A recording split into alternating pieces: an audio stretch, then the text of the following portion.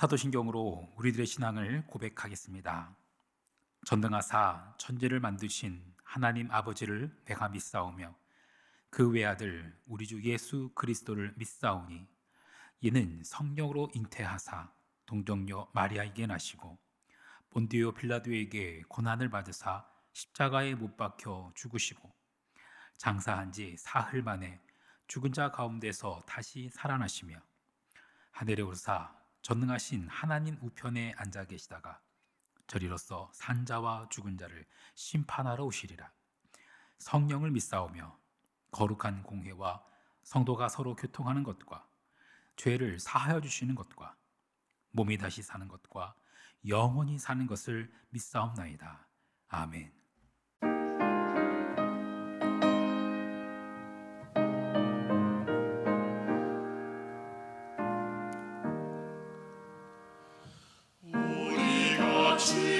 지금은 나그네 되어도 화려한 천국에 맞아 나가리니 이 세상 있을 때 주 예수 위하여 끝까지 힘써 일하세. 주 내게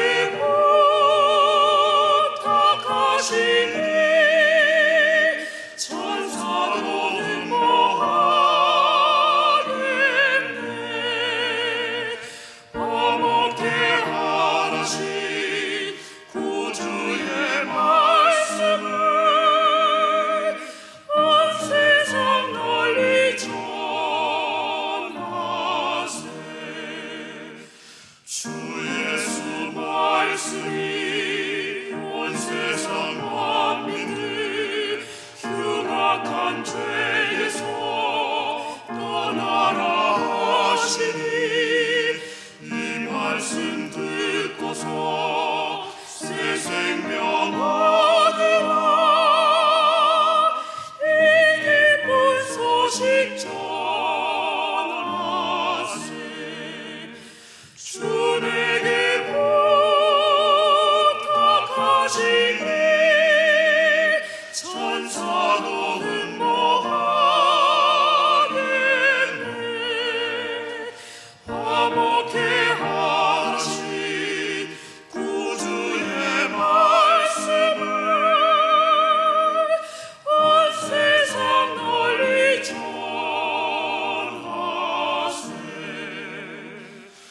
영생의 복락과 천국에 갈 길을 만 백성 알도록 나가서 전하세.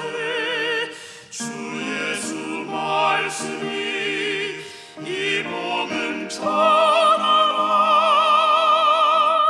우리에게 부탁하셨네. 주 내게 부탁하시니 천사도 뭐하겠네. 화목케 하라신 구주의 말씀을 온 세상 널리 전하세. 이 시간 우리 계신 하나님의 말씀 에스더 1장 1절로 22절 말씀입니다. 에스더 1장 1절로 22절 말씀. 이 일은 아하수에로 왕 때에 있었던 일이니 아하수에로는 인도로부터 구스까지 127지방을 다스리는 왕이라. 당시 아하수에로 왕이 수산궁에서 즉위하고 왕이 있은 지 제3년에 그의 모든 지방관과 신하들을 위하여 잔치를 베푸니 바사와 메대의 장수와 각 지방의 귀족과 지방관들이 다 왕 앞에 있는지라. 왕이 여러 날 곧 180일 동안에 그의 영화로운 나라의 부함과 위엄의 혁혁함을 나타내니라. 이 날이 지나매 왕이 또 도성 수산에 있는 귀척간의 백성을 위하여 왕궁 후원 뜰에서 7일 동안 잔치를 베풀세. 백색, 녹색, 청색 휘장을 자색 가는 배줄로 대리석 기둥 은고리에 메고 금과 은으로 만든 걸상을 화반석, 백석, 운모석, 흑석을 깐 땅에 진설하고 금잔으로 마시게 하니 잔의 모양이 각기 다르고 왕이 풍부하였으므로 어주가 한이 없으며 마시는 것도 법도가 있어 사람으로 억지로 하지 않게 하니 이는 왕이 모든 국내 관리에게 명령하여 각 사람의 마음대로 하게 함이더라. 왕은 와스디도 아수르 왕궁에서 여인들을 위하여 잔치를 베푸니라. 제7일에 왕이 주흥이 일어나서 어전넷이 무후만과 비스다와 하르보나와 빅다와 아박다와 세달과 가르가스 7사람을 명령하여 왕후 와스디를 청하여 왕후의 관을 정제하고 왕 앞으로 나오게 하여 그의 아름다움을 뭇 백성 지방관들에게 보이게 하라 하니 이는 왕후의 용모가 보기에 좋음이라. 그러나 왕후 와스디는 내시가 전하는 왕명을 따르기를 싫어하니 왕이 진노하여 마음속이 불붙는 듯하더라. 왕이 사례를 아는 현자들에게 묻되 왕이 규례와 법률을 아는 자에게 묻는 전례가 있는데 그때 왕에게 가까이하여 왕의 기색을 살피며 나라 첫 자리에 앉은 자는 바사와 메대의 7지방관 곧 기르스나와 세달과 아드마다와 다시스와 메레스와 마르스나와 무무간이라.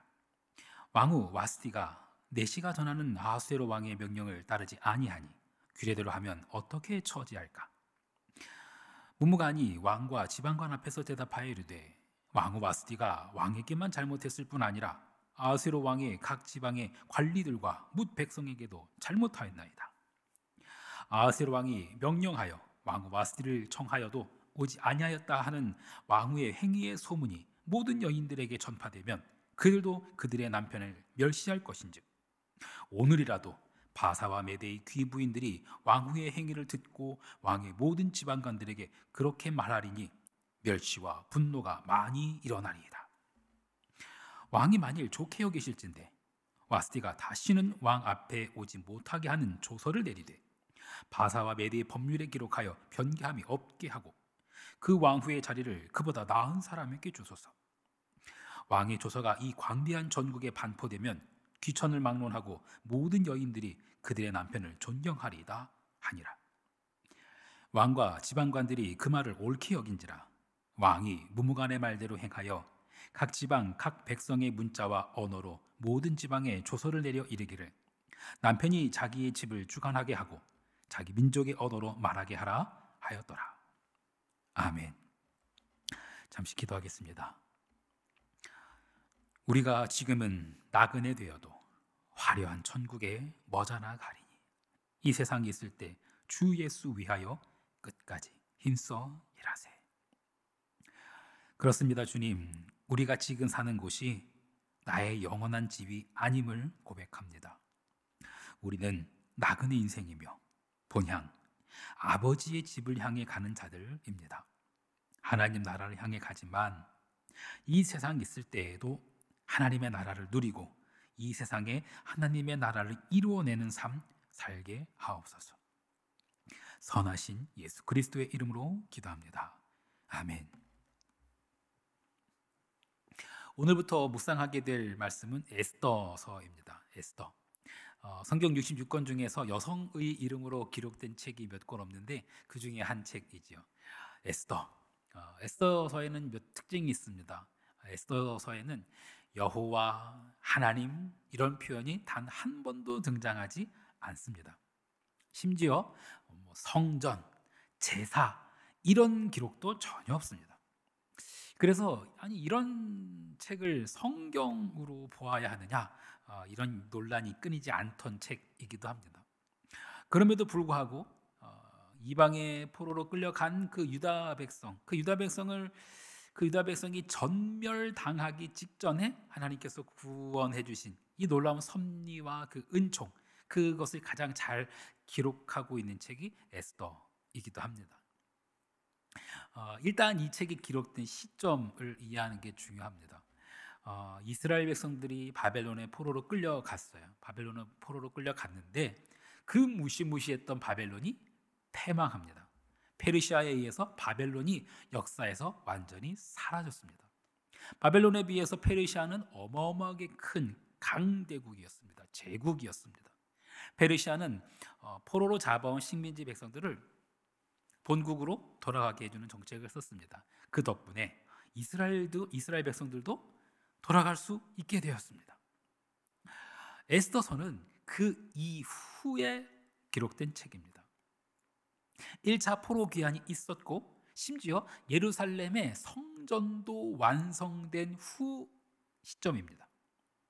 그런데 예루살렘에 돌아가지 않고 그 땅에 안주해 있던, 페르시아에 안주해 있던 자들의 이야기입니다. 그들은 왜 돌아가지 않았을까요?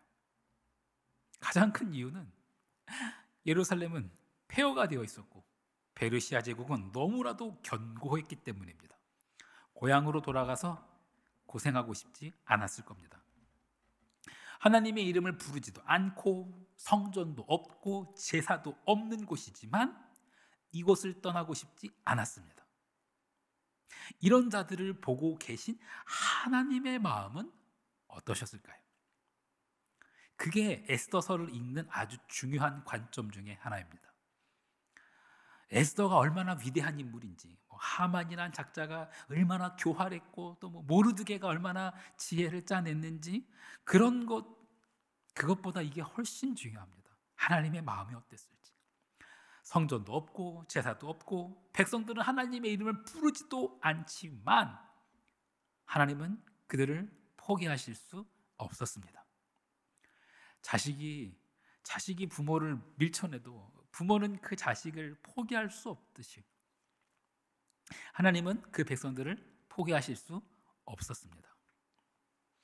오늘 우리가 읽은 에스더서 1장에 들어가서 지금 이 상황이 어떤지 조금 더 살펴보겠습니다. 에스더 1장 4절 말씀. 왕이 여러 날 곧 180일 동안에 그의 영화로운 나라의 부함과 위엄의 혁혁함을 나타내니라.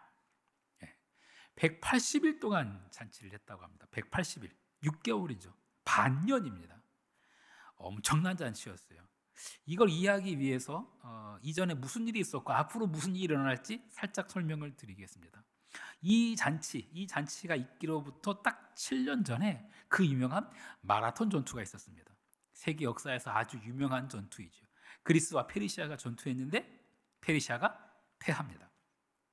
그리스 군사는 고작 192명이 전사했지만 페르시아는 무려 6,400명이 전사합니다. 이후로 시간이 흘러서 페르시아의 왕이 바뀝니다. 포로 귀환을 명령했던 고레스에 이어서 왕이 된 자가 아수에로였습니다. 아수에로는 왕이 되어서 다시 그 그리스와 전쟁을 하기 위해서 치밀한 전략을 짭니다. 그리고 이제 곧 다시 그 피비리 나는 전쟁을 또 벌일 겁니다. 이런 상황에서 벌인 잔치가 오늘 우리가 읽은 본문입니다. 어떻게 해야 됐을까요? 다시는 이 나라에게 굴욕을 당하지 않으리라. 치밀한 계획을 짜고 이제는 군사들의 사기를 끌어올릴 일만 남았습니다. 그래서 아마도 전국을 순회하면서 위문 공연을 했던 것 같아요. 그 장면 중에 한 장면을 살펴보겠습니다. 에스더 1장 7절 말씀. 금잔으로 마시게 하니 잔의 모양이 각기 다르고 왕이 풍부하였으므로 어주가 한이 없으며. 술잔은 보통 은잔 썼습니다. 아무리 귀해도 은잔 썼는데 은잔도 안 써요. 금잔입니다. 그리고 모양도 각기 다 다릅니다. 그것은 무슨 뜻일까요? 페르시아가 그동안 수많은 나라들에서 약탈한 것들입니다. 그래서 모양이 제각각 다른 거예요. 그런 잔치입니다. 어떤 잔치요? 페르시아가 그동안 얼마나 많은 나라에서 얼마나 많은 것들을 약탈해 왔는지 그것을 자랑하고 또 그 다시 전의를 불태우기 위한 그런 잔치였던 겁니다. 그래서 맞아, 우리가 이런 나라에서 이런 것도 있었어, 우리가 저런 것도 뺏어왔어, 그렇게 하면서 막 흥이 오를 대로 오른 상황에서 왕이 왕후를 부르는 거예요. 그런데 그냥 부르지 않습니다. 내시를 무려 7명을 보내면서 왕후를 데려오게 합니다. 그런데 이런 상황에서 왕후가 왕의 부름에 퇴짜를 났습니다. 뜨겁게 달아오는 잔치 분위기에 완전히 찬물을 끼얹어 버렸어요. 왕은 술맛이 싹 달아났습니다. 그리고 그날로 왕후는 폐위됐습니다.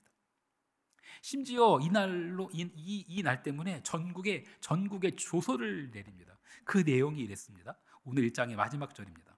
1장 22절 말씀. 각 지방 각 백성의 문자와 언어로 모든 지방에 조서를 내려 이르기를 남편이 자기의 집을 주관하게 하고 자기 민족의 언어로 말하게 하라 하였더라.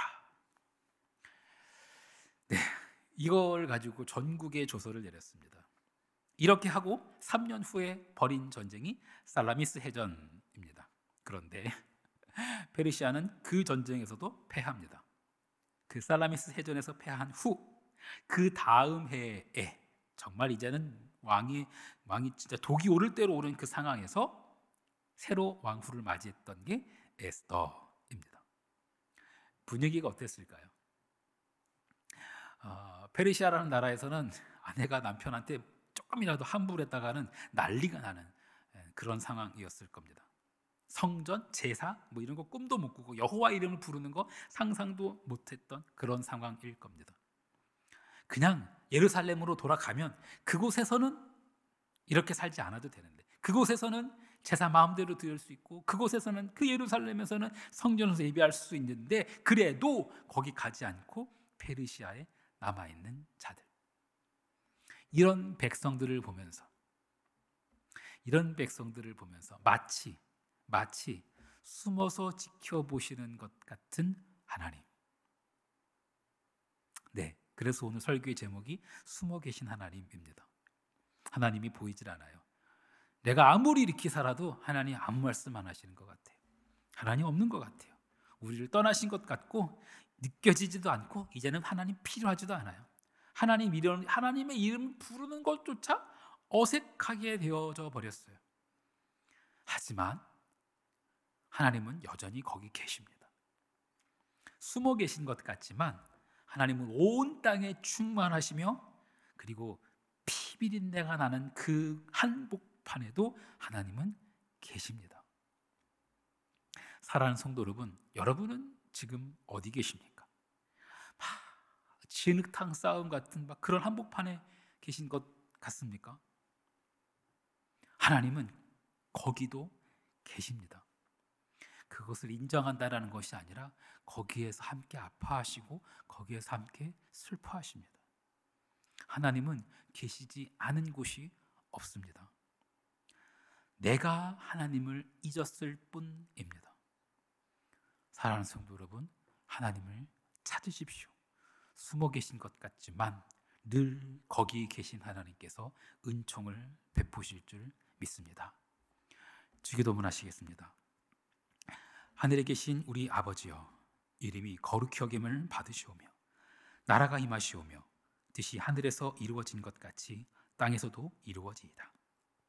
오늘 우리에게 일용할 양식을 주시옵고 우리가 우리에게 죄 지은 자를 사하여 준 것 같이 우리 죄를 사하여 주시옵고 우리를 시험에 들게 하지 마시옵고 다만 악에서 구하시옵소서.